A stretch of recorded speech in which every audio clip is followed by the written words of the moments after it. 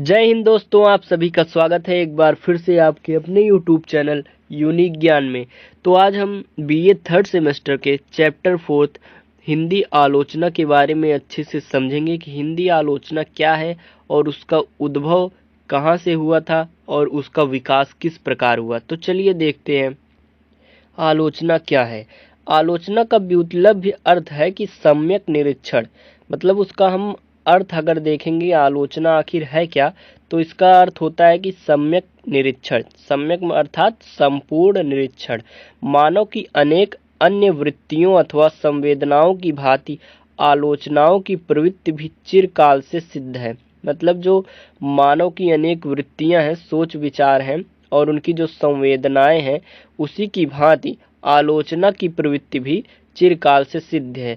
क्योंकि मानव आलोचना हमेशा से करता आ रहा है और उसकी आलोचना जो है चिरकाल बहुत पहले समय से ही यह सिद्ध हो चुकी है कि वह आलोचना उसका प्रकृति नृत्य होता है। किंतु जीवन के व्यवहार में क्षेत्र की तुलना में साहित्य क्षेत्र में इसका प्रवेश पर्याप्त विलंब से हुआ है। हमें पता है कि जो मनुष्य है वह आलोचना, दूसरों की बुराइयां या अच्छाइयों के बारे में बताना बहुत समय पहले से कर रहा है, लेकिन साहित्य क्षेत्र में इसका प्रवेश पर्याप्त विलंब से हुआ है। मतलब बहुत विलंब से हुआ है, लेकिन आलोचना वह बहुत पहले से करता आ रहा है। मनुष्य यह समझता है, मतलब लोग यह जानते हैं कि आलोचना अर्थात बुराई ही होती है। नहीं, आलोचना का अर्थ है अच्छाइयों के साथ साथ बुराइयों को भी बताना। इसका स्पष्ट कारण यह है कि पहले सृजनात्मक साहित्य अस्तित्व में आता है, उसके बाद आलोचना की प्रेरणा अथवा आवश्यकता का अनुभव किया जाता है। सृजनात्मक का अर्थ क्या होता है? सुनने वाला, मतलब सुनकर जो साहित्य लोग होता है वह अस्तित्व में सबसे पहले आता है। उसके बाद आलोचना की प्रेरणा अथवा आवश्यकता का अनुभव किया जाता है।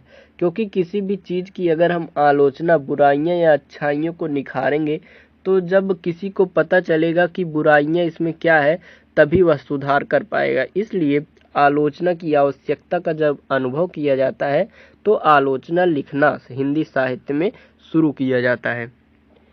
हिंदी में आलोचना शब्द अंग्रेजी के क्रिटिसिज्म के पर्याय के रूप में प्रयुक्त किया गया है। अर्थात जो हिंदी में आलोचना शब्द है वह अंग्रेजी के क्रिटिसिज्म शब्द का अर्थ है, जिसका तात्पर्य है कि निर्णय करना या मूल्यांकन करना। मतलब जिसका अर्थ क्या है, क्रिटिसिज्म का क्या अर्थ होता है? निर्णय करना या मूल्यांकन करना। जब हम किसी व्यक्ति, वस्तु या कृति की सम्यक, संपूर्ण अर्थात संपूर्ण व्याख्या कर रहे होते हैं, तो यह उसको आलोचना ही है। संपूर्ण व्याख्या में हमें अच्छाइयाँ भी आ जाती है और बुराइयाँ भी आ जाती हैं। अर्थात जब किसी भी वस्तु की या व्यक्ति का, कृति का हम पूरा संपूर्ण तरीके से अच्छाइयों और बुराइयों की व्याख्या कर रहे होते हैं, तो उसको ही आलोचना कहा गया है।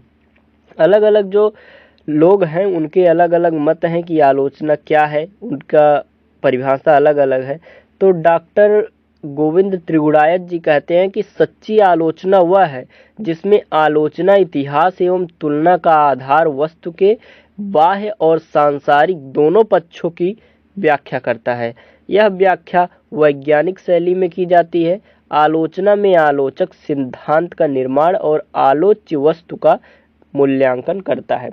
और आचार्य श्याम सुंदर दास जी कहते हैं कि आलोचना की व्याख्या, कहते हैं कि वह साहित्य के क्षेत्र में ग्रंथ को पढ़कर उसके गुण और दोषों को, जो कि हमने आपको बताया कि आलोचना का अर्थ केवल दोष नहीं होता है, गुण के बारे में भी बताया जाता है। तो साहित्य के क्षेत्र में ग्रंथ को पढ़कर उसके गुण और दोषों का विवेचन करना और उसके संबंध में अपना मत प्रकट करना ही आलोचना कहलाती है। यदि हम साहित्य को जीवन की व्याख्या माने, तब भी जो आलोचना होती है वह व्याख्या की व्याख्या उसे मानना पड़ेगा। यह किसका मत है? आचार्य श्याम सुंदर दास जी का। आगे देखते हैं कि आलोचना का अर्थ कृति विशेष के गुण दोष का विवेचन मात्र है। व्युत्पत्ति द्वारा प्राप्त अर्थ से उक्त तात्पर्य से कोई बाध्य नहीं है। इस कारण आलोचक किसी कृति के गुण दोष की ओर इंगित कर देना ही अपना मुख्य कर्म मतलब समझते रहे हैं।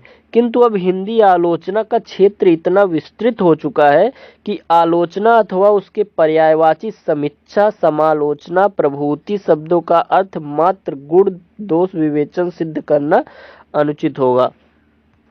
अर्थात पहले के जो लेखक या कवि थे वह क्या समझते थे कि किसी भी व्यक्ति या कृत्य की जब हम गुण दोषों की तरफ इंगित कर देते हैं तो वही आलोचना होती है, जो कि वह मानते थे। लेकिन यह ऐसा अब नहीं है, उसे अनुचित माना जाता है।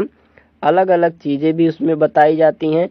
आलोचना जो होती है उसी का पर्यायवाची क्या है? समीक्षा और समालोचना। आगे देखते हैं।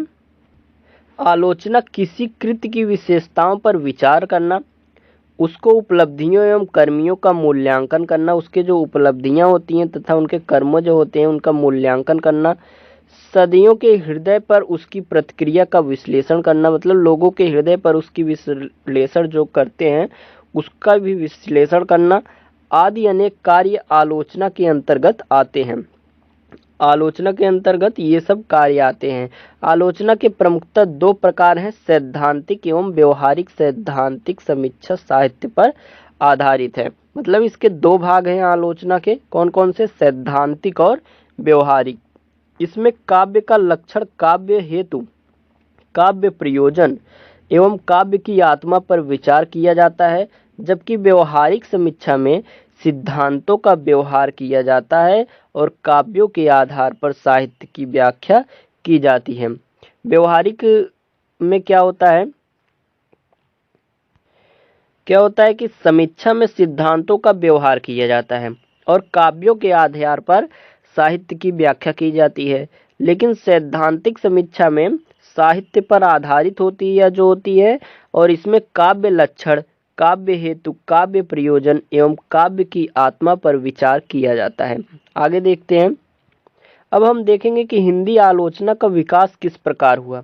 यह महज संयोग की बात है कि हिंदी आलोचना का सूत्रपात संस्कृत साहित्य से ही कई कौच पक्षी के जोड़े पर जब महेलिया जो है बहेलिया बाण चलाता है तो उस जोड़े में से एक पक्षी की मृत्यु हो जाती है। तो रत्नाकर नामक डाकू, जो कि बाद में वाल्मीकि के नाम से प्रसिद्ध हुआ, के मुंह से अनायास एक श्लोक निकल पड़ा, जो कि पहला हिंदी साहित्य का आलोचना माना जाता है। क्या था? मां निषाद प्रतिष्ठाम त्वं गमः शाश्वती समाह यत्काच मिथुना काम मोहितम। ये जो श्लोक है संस्कृत सादी नहीं बल्कि हिंदी साहित्य की भी पहली आलोचना है।